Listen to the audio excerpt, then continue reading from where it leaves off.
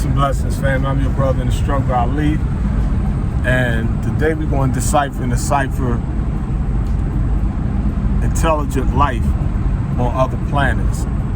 Let's talk about Messenger Elijah Muhammad. Yesterday, NASA just announced basically that America plans to send a probe to the dark side of the moon. You know, those of you that study your lessons understand the mathematics of the moon. You know what I mean? And basically, the rotation of that moon, you know, one part is always in the shadow. You know what I mean? So it's like they want to see what's over on that side. It's definitely colder in them craters and things of that nature there. And they, you know, they're brilliant in the sense that it didn't dawn on me until they started talking. I said, that makes sense. When they sent the rover to Mars, they basically sent a remote control car to the planet Mars, and it, you know, it landed, opened up the solar panels, and it was driving all around Mars, looking at the water crystals, the ancient riverbeds, and they was like, that Mars used to have water just like down below Muhammad said. But the message said they also had high intelligent life, you know what I mean, and beings similar to us, but you know, unique for that particular planet. And the Holy Quran teaches us that Allah is the Lord of the worlds, the Rabbil Alameen, meaning that we live in a cipher, or we live on a planet that's 24,896 miles in her circumference. But we live in a solar system covering 30 billion miles. 30 billion miles. That's tiny compared to the universal order of things. Our medium-sized sun is not no real fancy sun. You know what I mean? It's a dying sun. You know what I mean? It's 108 times larger than the planet Earth according to our lessons. But beyond that sun is the galaxies, 157 quintillion miles of stars that surround our solar system. And outside of that is dark matter, or black energy. Now we can measure the stars, which is constantly expanding, so the universe is constantly growing, but right now the universe is approximately 230 quintillion, 640 quadrillion miles in her circumference, according to Master Fard Muhammad, Almighty God Allah in person. Now, imagine that many stars with little rocks around them. Now, I mean, you know, like a lot of brothers be like, oh, well, the sun is symbolic to the man and the non-planet symbolic to the women, so we can have 9 wives. Now, I mean, I mean, you know, the message teaches us this according, what is your niyat? Now, I mean, your niyat in 17 ways for the Islamic culture lesson is, the message said, quote, actions are judged by intentions. Actions may appear wrong, but motives bring rewards. Now, I mean, you know, me and my wife been married 28 years. Now, I mean, you know, I don't get into 2 wives because, I mean, I'm really married to the nation of Islam. I'm married to the struggle, so I'm so busy. I'm not trying to pay no dowries. I'm not trying to deal with 2 juggle non-planets or deal with 2. This black woman is enough for me. You know what I mean? I'm good. But, you know, maybe she, what you think? You think I can have about 8 more wives? Imagine 8 more yous. I don't think so. I'm good. I mean, 1 black woman is enough. Just like, you know what I mean, you know, we talking about circumstances. Under circumstances, if it's a war and the men get killed off and it's only a couple of men, the sister's going to need more than 1 husband. Brothers frowning up now. Fruit turned to lemon fruit. They bitter now. They sour now. So we, you know, that's a you know, we don't get caught up in all that stuff. But at the same time, we understand that reality. We do understand African culture, Indian culture, history, the Bible, the Quran. Prophets had more than 1 wives. All that's in it. Now, I mean, so just because the messenger may have more than 1 wife, I'm not the messenger. Just because the reminder may have more than 1 wife, I'm not the reminder. I'm you know, stick my little 1 wife and just keep it moving. Now, I mean, so don't be running out there trying to get more than 1 wife and you can't take care of yourself. You know what I mean? You gotta have that balance in the universal order of things. You know what I mean? You know, it's like a lot of brothers think they could just run around the earth and just impregnate women. Now that's like the solar system. The sun got 9 planets, but do the math. those 9 planets are not all alike. That one planet is wet. That one planet has water. That's Asia. That's Earth. Other planets is full of gas, full of poisons, toxins. It'll kill you. I mean, so you go running around, jumping on any planet you want. You'll destroy the entire solar system. The whole black family be gone. You'll destroy the black nation.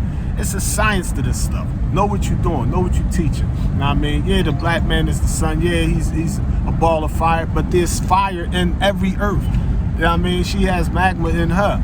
You know what I mean? But when they was going to the dark side of the moon, the NASA astronaut, he explained how in the past they would go to the moon and the people be in these giant, like, water suits bouncing around on the atmosphere, that thin atmosphere of the moon.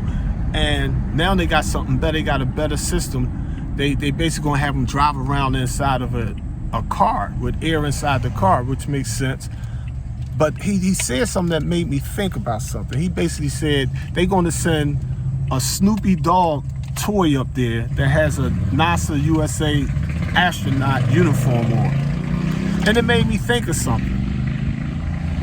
Hypothetically speaking, because belief and knowledge are different. So I don't claim to know about alien life on other planets. I've never been there. Now, I mean, the message is saying how to live.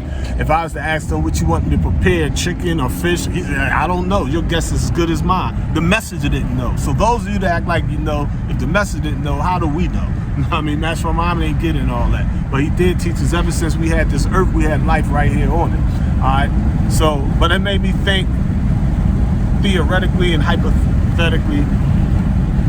if you have an intelligent species light years away, like us, we sent living monkeys and insects, or the white man sent living creatures to the moon when they was experimenting, trying to get to, to explore outer spaces, if you will.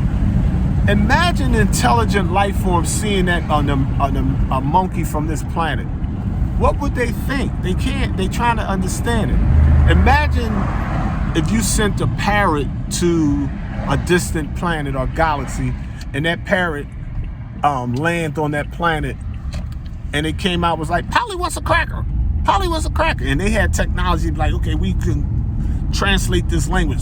Oh, they saying, oh, that's the language of on that planet, birds must be in charge. To them, this is just a test run to the intelligent humans on Earth, but that misinterpretation of the facts and reality that they see is spooking them up. Know what I mean? Now, say we sent a praying mantis to another planet, and they magnified that praying mantis.